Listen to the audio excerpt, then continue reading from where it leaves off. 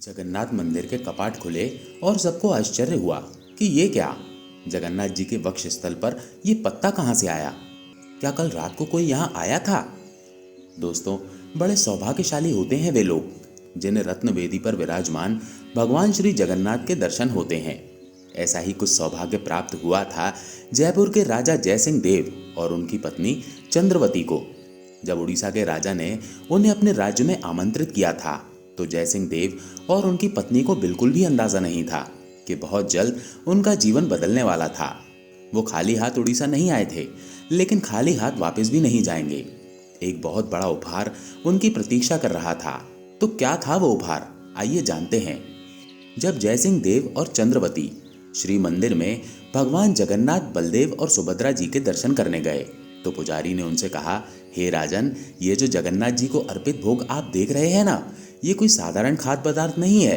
इन्हें लक्ष्मी देवी स्वयं पकाती है, और वो भी अपने पति भगवान जगन्नाथ जी के लिए। और फिर जब वे इस भोग को स्वीकार कर लेते हैं तो फिर वो प्रसाद विमला देवी को सबसे पहले अर्पित किया जाता है। और इस प्रकार जब ये प्रसाद विमला देवी के पास से होकर आता है तो ये महाप्रसाद बन जाता है। इसको कभी भी साधारण मत समझिएगा। हाँ, ये साधारण खाद्य पदार्थ नहीं है। इसे जो ग्रहण करता है उसके सारे पाप नष्ट हो जाते हैं और जीवन के अंत में वैकुंठ की प्राप्ति होती है। ये लीजिए, आप भी इस महाप्रसाद को स्वीकार कीजिए। महाप्रसाद ग्रहण करके राजा और रानी ने धन्यता का अनुभव किया। रानी चंद्रवती ने जगन्नाथ जी से प्रार्थना की कि उन्हें लक्ष्मी देवी जैसी ही एक पुत्री प्राप्त हो जिसे वे जगन्नाथ जी की सेवा में अर्पित करेंगी। इतने पवित्र मन से की गई रानी की प्रार्थना जगन्नाथ जी कैसे अनसुनी कर सकते थे। 1 वर्ष के अंदर ही राजा जयसिंह देव और चंद्रवती के घर में एक सुंदर कन्या का जन्म हुआ। नाम रखा गया विष्णुप्रिया। जैसा मांगा था बिल्कुल वैसा ही पाया। ये कन्या साक्षात लक्ष्मी देवी जैसी लग रही थी। जब भी उसे कोई देखता तो देखता ही रह जाता। सिर्फ सुंदरता नहीं, गुण और चरित्र में भी राजकुमारी का कोई जवाब नहीं था। दिन और रात का चक्र समय की लहरों पर बीतता चला गया। राजकुमारी बड़ी होने लगी। एक समय रानी चंद्रवती अत्यंत बीमार हो गई। अनेकों वैद्य और चिकित्सक आए, इलाज किया, लेकिन रानी की शारीरिक स्थिति दिन ब दिन खराब होती जा रही थी। ऐसे समय में राजकुमारी विष्णुप्रिया ने अपनी माता की सेवा करने में कोई कसर नहीं छोड़ी। दिन रात वो उन्हीं के साथ बिताती। एक दिन जब वो अपनी माता के साथ बैठी हुई थी तो उसने राजमहल के बाहरी मार्ग पर किसी को गाते हुए सुना। उसे लगा कोई भिक्षुक होगा, लेकिन उसके गीत इतने मधुर थे कि वो स्वयं को रोक नहीं पाई। झरोके से विष्णुप्रिया ने देखा तो कोई सन्यासी जैसा लग रहा था। उसने तुरंत अपनी दासी को भेजा और कहा, जाओ पता करो कौन है वो। दासी जब वापस आई तो उसके हाथ में एक पात्र था। उसने विष्णुप्रिया से कहा, राजकुमारी, वो तो जगन्नाथपुरी से आए हुए एक सन्यासी हैं। उन्होंने आपके लिए एक संदेश भेजा है, और ये कैवल्य महाप्रसाद भी।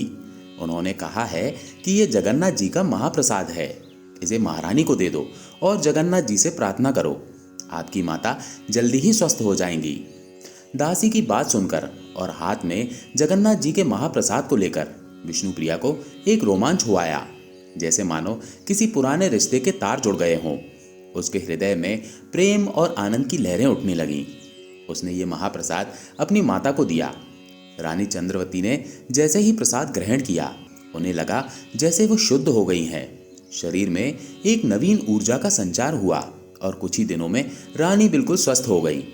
इस प्रसंग के बाद राजा जयसिंह देव और रानी चंद्रवती का जगन्नाथ जी के महाप्रसाद में विश्वास और बढ़ गया। लेकिन विष्णुप्रिया के मन में इस प्रसंग के बाद प्रेम के अंकुर उदित होने लगे। अब जब भी कोई पुरी से आता तो विष्णुप्रिया जगन्नाथ जी के विषय में उनसे पूछती और ध्यान से भगवान जगन्नाथ के गुणगान सुनती। एक दिन पुरी से एक पंडा जगन्नाथ जी का महाप्रसाद लेकर राजा से मिलने के लिए आता है। राजा जयसिंह देव ने अत्यंत सम्मान के साथ उनकी उत्तम देखभाल की। कुछ दिन रुकने के पश्चात जब वो वापस जाने लगा तो राजा ने जगन्नाथ जी के लिए उन्हें अनेक भेंट और उपहार दिए। लेकिन विष्णुप्रिया सोचने लगी, जगन्नाथ जी तो स्वयं लक्ष्मी देवी के पति हैं, उनके पास किस ऐश्वर्य की कमी है। फिर मैं ऐसा क्या उपहार उनके लिए भेजूं जो उन्हें प्रसन्न कर सके। आखिरकार उसे एक उपाय मिल गया।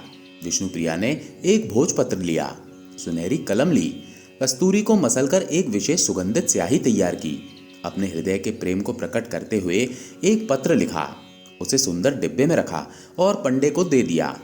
इसके साथ ही उसने पंडे को निवेदन किया कि ये मेरा जगन्नाथ जी के लिए उपहार है, इसे कृपया आप जगन्नाथ जी तक पहुंचा दीजिए।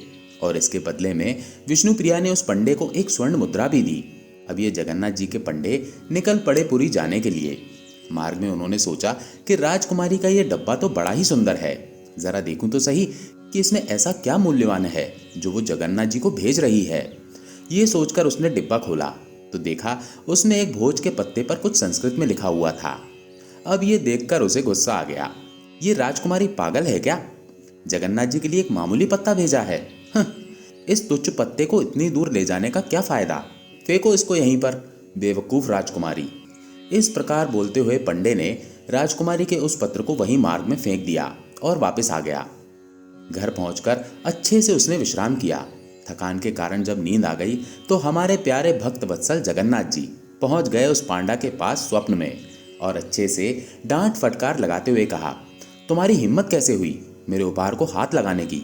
तुम्हारे लिए जो जो रत्न आभूषण राजा ने दिए थे वो तो सब तुम लेके आ गए, लेकिन राजकुमारी विष्णुप्रिया ने जो मेरे लिए भेजा था उसे तुमने रास्ते में ही फेंक दिया और अब आकर यहाँ आराम से सो रहे हो, धूर्त कहीं के। जगन्नाथ जी को इस प्रकार क्रोध में देखकर पंडा घबरा गया। उसने कहा, प्रभु कौन सा उपहार? वो तो सिर्फ एक भोजपत्र था, तुच्छ पेड़ का पत्ता। जगन्नाथ जी ने बीच में ही उसकी बात को काट दिया। अरे मूर्ख, मेरे लिए वो पत्ता सबसे अनमोल था।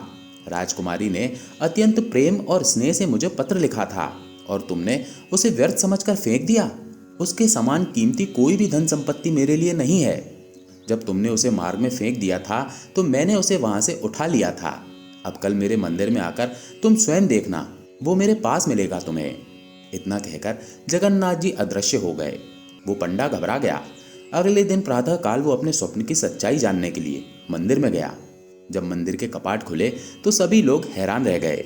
उन्होंने देखा कि जगन्नाथ जी के वक्ष स्थल पर कुछ पत्ते जैसा लटक रहा था। सभी लोग अपने तर्क लगाने लगे कि ये क्या हो सकता है। आखिर में वो पंडा मुख्य पुजारी के पास गया और उसने सारा वृतांत कह सुनाया कि किस प्रकार राजकुमारी विष्णुप्रिया का भेजा हुआ पत्र जगन्नाथ जी स्वयं अपने पास ले आए थे। ये सुनकर पुजारी ने मन में सोचा कि ये तो एक सामान्य पत्ते का टुकड़ा लग रहा है, इसका क्या मूल्य हो सकता है।